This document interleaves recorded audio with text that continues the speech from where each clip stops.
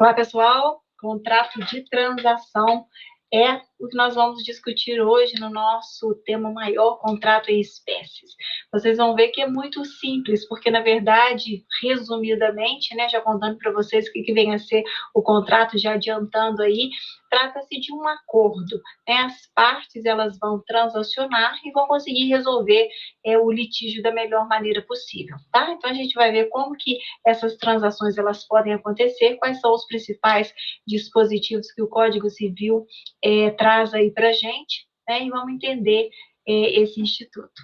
Vem comigo aí, vamos compartilhar o slide para a gente poder seguir, tá? Então, vamos falar aqui um pouquinho, né, gente, desse contrato de transação. O que vem a ser esse contrato? Né? É um acordo mesmo, é uma concessão recíproca aí que as partes elas vão fazer em relação a determinado negócio jurídico, tá? Essa transação, esse acordo, ela pode acontecer tanto no âmbito judicial, mas ela pode acontecer também no âmbito extrajudicial, com o intuito justamente de fazer com que aquela pretensão resistida ali não chegue a se transformar em um litígio mesmo, tá? Então, a transação é um mecanismo de pacificação social também, busca-se isso, né? Busca-se uma pacificação em que há a solução de um determinado problema. É um contrato em que as partes podem prevenir um litígio ou acabar com o litígio já existente. Então, é essa grande possibilidade aí, né, sem ter que se arrastar por muito tempo, né, mas as pessoas podem transacionar. Obviamente que tem algumas restrições, algumas características específicas, nós vamos ver cada uma dessas características, quando é possível transacionar e quando não é possível. Mas duas coisas extremamente importantes, né? Uma delas, né, as partes precisam querer, as partes precisam estar dispostas a fazerem essa transação, esse acordo, e que esse acordo ele seja benéfico para ambas as partes também, tá? O acordo de transação, gente, vamos lá, né, iniciando aqui nas características básicas dentro do contrato aí, das características dos contratos em geral.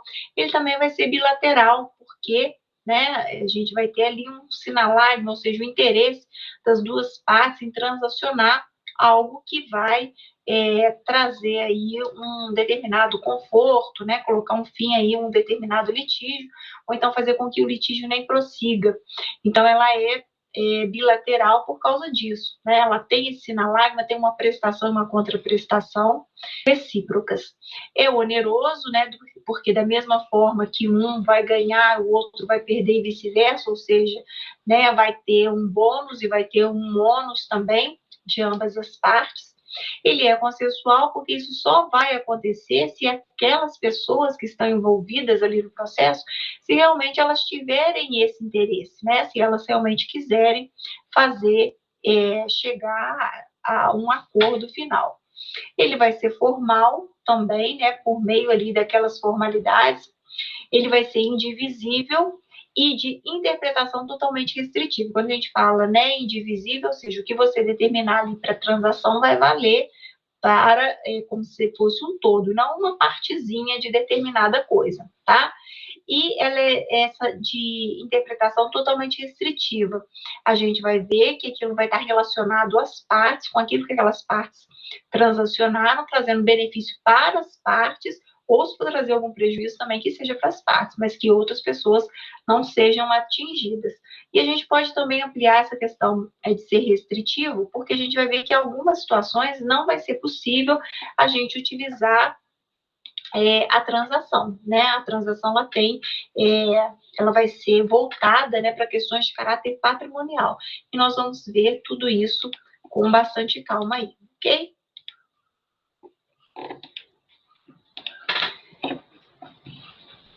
Então, vamos lá, gente. No artigo 840, a gente já começa a ver, né, as caracterizações, o que diz sobre a transação. Então, as partes, né, o que a gente precisa saber primeiro? Como até chamar essas pessoas envolvidas, né, nesse processo da transação. As partes aí são os transatores e elas podem fazer a composição em algumas situações específicas, tá? É lícito aos interessados prevenirem ou terminarem o litígio mediante essas concessões mútuas.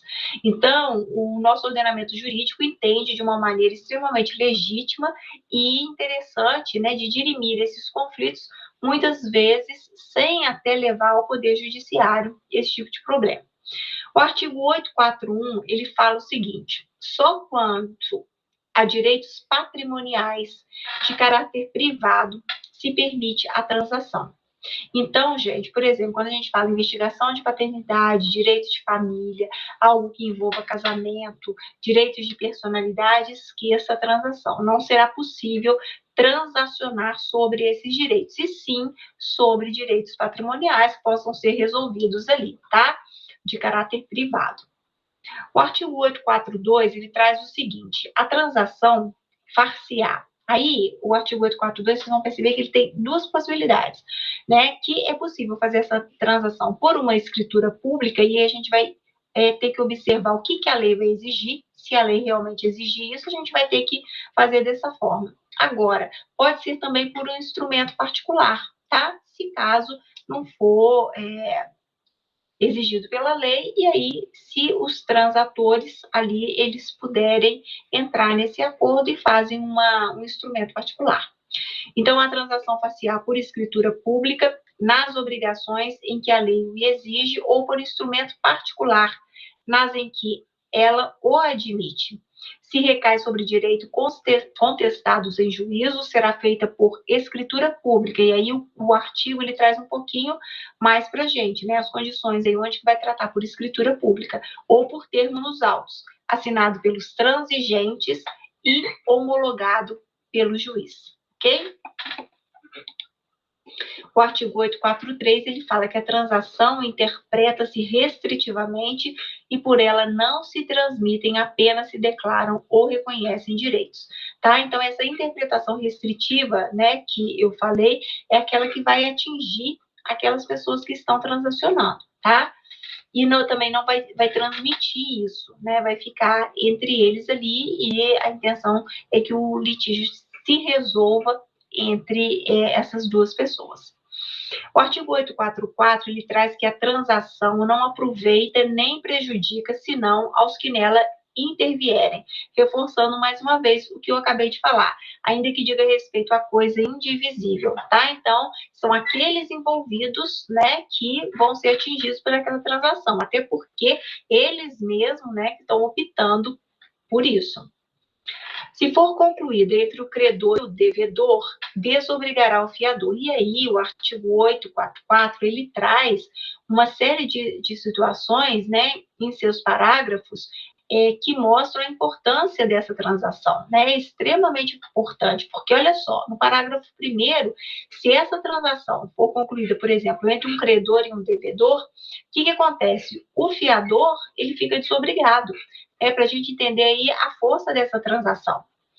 Se essa transação ocorrer entre dois credores solidários e um devedor, olha só, mesma situação, extingue-se a obrigação deste para com os outros credores. Então, aquilo que um credor, né, decidiu frente ao devedor, vai caber para todos os outros credores também.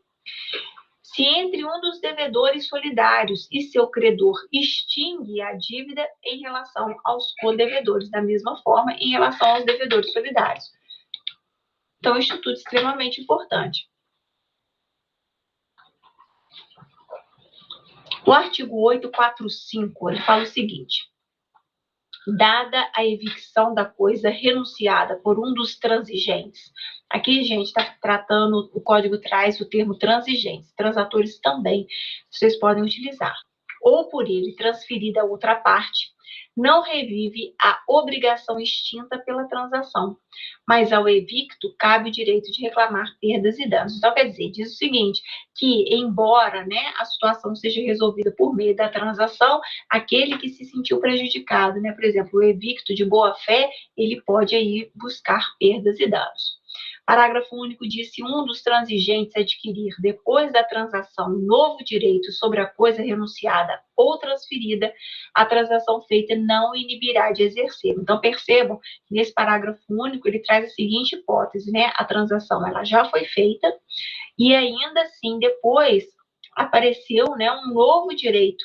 Esse novo direito, em nada, ele vai ser prejudicado por aquela transação que foi feita anteriormente. O artigo 846 diz que a transação concernente à obrigação resultantes de delito não extingue a ação penal pública, tá? São duas coisas diferentes. A gente está falando aqui na esfera civil, né? E a gente tem lá a esfera penal. Então, a transação concernente às obrigações resultantes, né, que resultaram de um delito, se teve ali um delito que aconteceu, mas ele teve resquícios aí, né, na esfera civil. Então, essas obrigações aí que estão sendo transacionadas nesse momento que a gente está conversando aqui, tá? E aí, essa transação que foi feita aqui na esfera civil, ela não tem nada, não tem poder e não vai extinguir a ação penal pública. O artigo 848 fala que, sendo nula qualquer das cláusulas de transação, nula será esta. Parágrafo único. Quando a transação versar sobre diversos direitos contestados, independentes entre si, o fato de não prevalecer em relação a um não prejudicará os demais. Então, a gente volta lá no artigo 848, que fala o seguinte: se uma das cláusulas, né, se nula qualquer das cláusulas ali da transação, a própria transação ela será nula, tá? Aí, perdão, gente. Aí vem o parágrafo único e diz o seguinte: quando a transação versar sobre diversos direitos contestados, independente se eles forem independentes entre si, né, o fato de não prevalecer em relação a um não prejudicará os demais, tá? Desde que eles sejam independentes entre si. O artigo 849 fala que a transação só se anula por dolo, coação, erro essencial contra a pessoa, coisa controversa. Isso daí é um artigo que sempre cai, muito pedido em provas, né? Essa questão da transação, que ela só será anulada por alguma dessas situações, ou um dolo, ou uma coação, ou um erro essencial quanto à pessoa. Parágrafo único diz que a transação não se anula por erro de direito a respeito das questões que forem objeto de controvérsia entre as partes.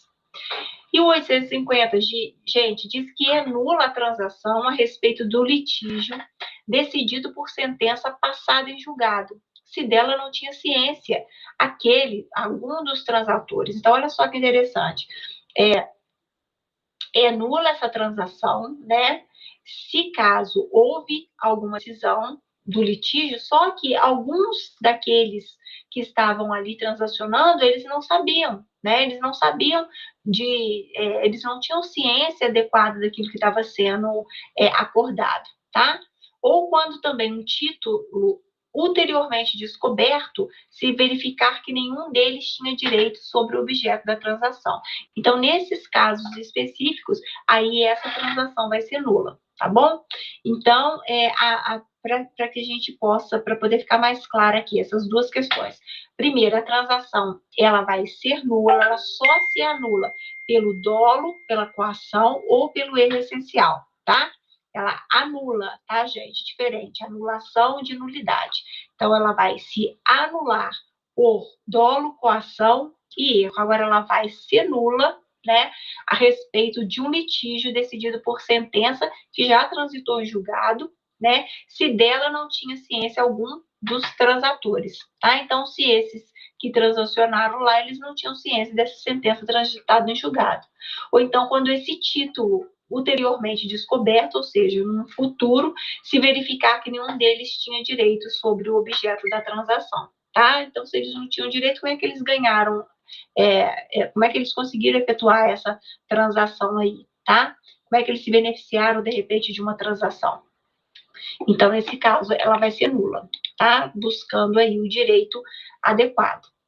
O artigo 851 fala do compromisso. Então, quando a gente fala de transação, a gente logo lembra de compromisso, porque o compromisso também ele está atrelado com a questão da arbitragem, que é uma outra forma de dirimir conflitos, né, de uma forma consensual. Então, são métodos mesmo extrajudiciais de resolução de conflitos, tá?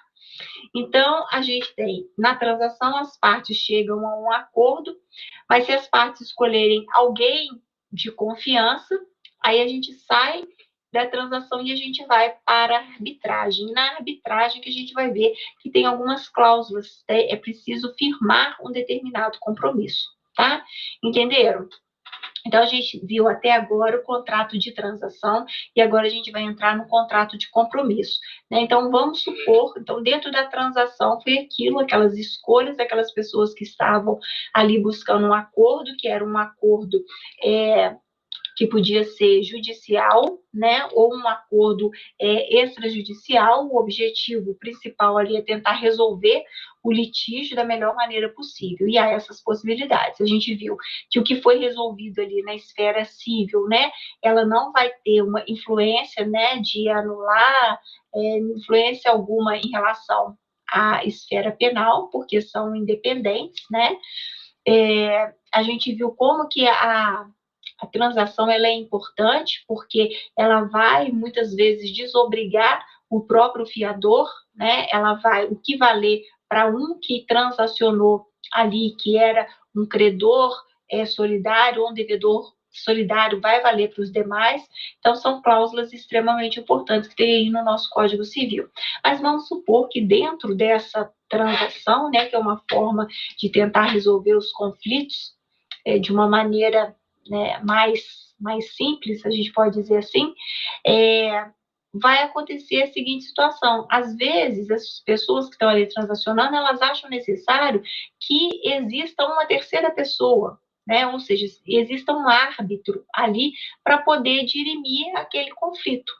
Então, o que vai acontecer? A gente vai passar para uma outra esfera, que seria um outro contrato, seria o compromisso, contrato de compromisso, que vai estar ali dentro da arbitragem, tá?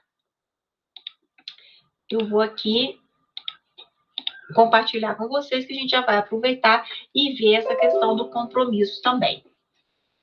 Ou seja, eles entendem, né, essas pessoas que estão transacionando, elas entendem que precisa ter uma terceira pessoa, né, que não sejam as duas que estão ali na linha de frente, mas uma terceira pessoa que seria um árbitro, uma pessoa de confiança delas, né, que vai tentar resolver da melhor maneira possível, tá? Então, de maneira extrajudicial, né, sigilosa, a arbitragem é extremamente sigilosa. O árbitro, na verdade, ele não precisa nem conhecer de direito, não há essa necessidade. Da mesma forma que a gente vai ver aqui a mediação também, né? O árbitro, ele não precisa conhecer desse direito, porque ele não vai ter nem contato, né, com o processo. As partes, elas dão esse poder, no caso do árbitro mesmo, né? E aí vai ser feita uma sentença arbitral, que é irrecorrível.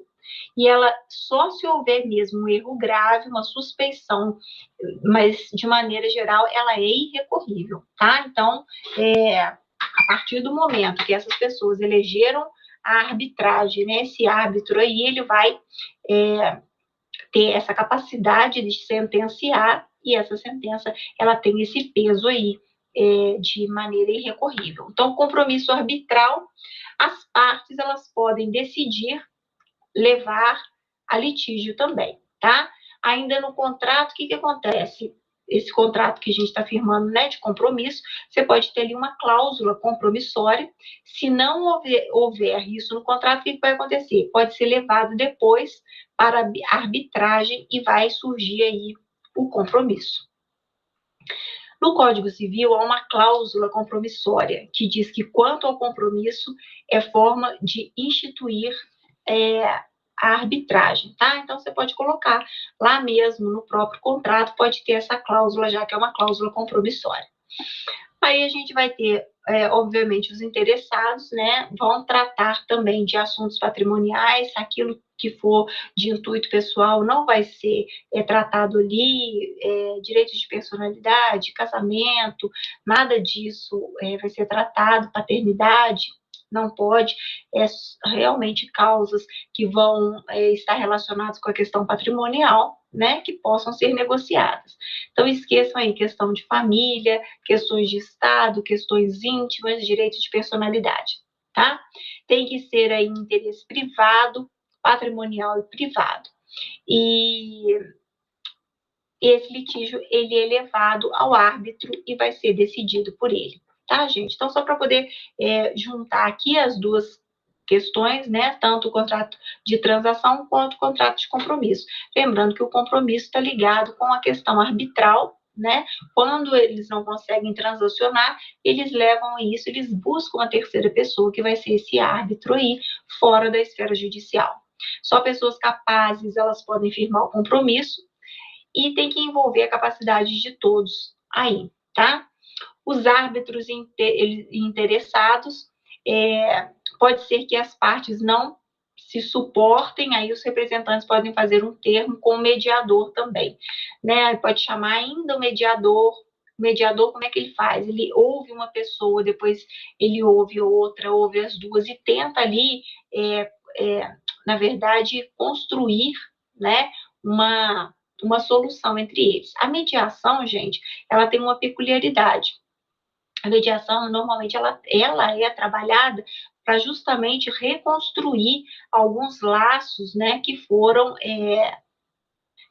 perdidos. Então, ela é muito utilizada na vara de família, né, onde, por exemplo, há um grande problema de guarda, né, de visitação. Então, trabalha-se muito a importância da guarda compartilhada. Então, é isso que os juízes, quando eles percebem, né, aí em questão judicial, quando já entrou judicialmente, quando eles percebem que essa situação ela pode ser um pouquinho melhorada, eles indicam para a mediação. Então, o processo para a mediação entra em contato com essas partes, né, e tentam restabelecer ali uma relação entre elas para que o problema seja resolvido. Normalmente são relacionadas a questões mais familiares, né, que normalmente a arbitragem aqui ela não vai tratar, e também a transação, que é mais um acordo mesmo para resolver de pronto, né, o que seria bom para uma parte, o que seria bom para outra. A mediação é um pouco mais detalhada, porque ela, na verdade, vai buscar restaurar essa relação, tá bom? Bom, gente, era isso que eu gostaria de falar para vocês, né, sobre transação, e também aproveitando aí, falando sobre esse contrato também de compromisso, tá? Espero que vocês tenham entendido. Se ficou alguma dúvida, por favor, vocês me encaminhem aí para o e-mail e a gente vai dirimir todas elas. Vou passar aqui para vocês, no finalzinho aqui da nossa aula, uma parte importante, que é como cai, né? Como que isso cai, como que isso é pedido. São questões de concurso, né? E a gente vê lá, segundo o Código Civil, a transação não admite a pena convencional ao ser celebrada, interpreta-se restritivamente, por ela transmitem-se, declaram-se e reconhecem os direitos, permite-se em relação a direitos patrimoniais de caráter público ou privado, não aproveita nem prejudica, senão aos que nela intervierem, ainda que diga respeito a coisa indivisível, só se anula por dolo ou por erro essencial quanto à pessoa. Nós temos aqui as respostas, né? Na letra A, é admissível na transação a pena convencional. Na letra B, a transação interpreta-se restritivamente e por ela não se transmitem, apenas se declaram ou reconhecem direitos. Então, percebam, né, que é muito sutil, por ela transmitem, tá vendo? Por ela não se transmitem. Então, são situações, quando a gente for fazer as questões, a gente precisa ter muito cuidado, porque é um não, é um sim, é uma coisinha ou outra que pode derrubar. Na letra C, o artigo 841, só quanto a direitos patrimoniais de caráter privado se permite a transação. E aqui a gente vê, permite-se em relação a direitos patrimoniais de caráter público ou privado. Público não se permite, né, gente? Letra D, artigo 844, a transação não aproveita nem prejudica, senão aos que nela intervierem, ainda que diga respeito à coisa indivisível, né? É a letra correta, é a questão que a gente estava procurando. E a letrinha E, que diz que a transação só se anula por dolo, coação ou erro essencial quanto à pessoa ou coisa controversa. E aqui ela só fala sobre o dolo ou erro essencial. tá bom? Então, cai dessa maneira, só para a gente ver. Essa outra questão traz lá. Fernanda e Joaquim celebraram transação a respeito de litígio que já havia sido decidido por sentença passada em julgado. Nesse caso, a transação é nula se algum dos transatores não tinha ciência dessa sentença. Lembra que a gente viu? Né? Nula desde que ambos os transatores não tivessem ciência dessa sentença. O código fala que basta um não ter ciência. Anulável no prazo decadencial de 4 anos por iniciativa de qualquer dos transatores, se não tivesse ciência dessa sentença. Válida, ainda que os transatores não tivessem ciência dessa sentença, a gente já viu que não é. E nula, mesmo que ambos os transatores tivessem ciência dessa sentença, também não faz sentido.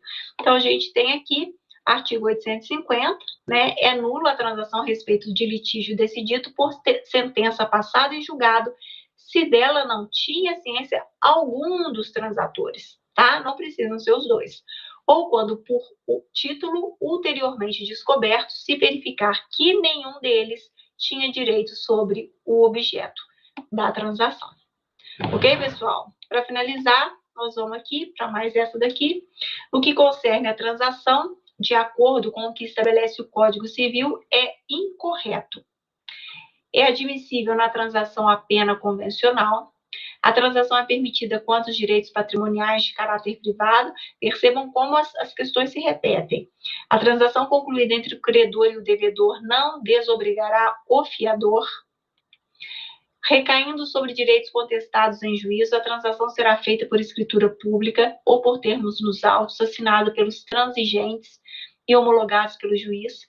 A transação entre um dos credores, dos devedores solidários e seu credor, extingue a dívida em relação aos codevedores.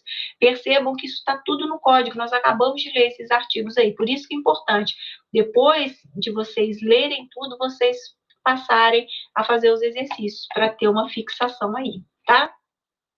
O artigo 841, fala que só quando os direitos patrimoniais de caráter privado se permite a transação, tá? E aqui, a transação permitida quando os direitos patrimoniais privados. Está correta. A transação não aproveita nem prejudica, senão aos que nela intervierem, ainda que diga respeito à coisa indivisível. Se for concluída entre o credor e o devedor, desobrigará o fiador, né? Entre o credor e o devedor, não desobrigará o fiador. Essa questão aqui, essa letrinha, letra C, é a questão correta. Então, vocês depois, por favor, leiam o artigo 841, 844 com seus parágrafos e o 847. São simplesmente... percebam que as questões de prova, né, muitas vezes, elas vão se ater ali, a esses artigos, né, pegam os artigos e vão mudar uma palavra ou outra para ver se a pessoa realmente conhece ou não. Ok, pessoal? Espero que vocês tenham entendido, que vocês tenham gostado. Qualquer dúvida, estou super à disposição, podem mandar lá e-mail para mim que a gente tenta dirimir todas as dúvidas. Ok? Muito obrigada, até o próximo vídeo.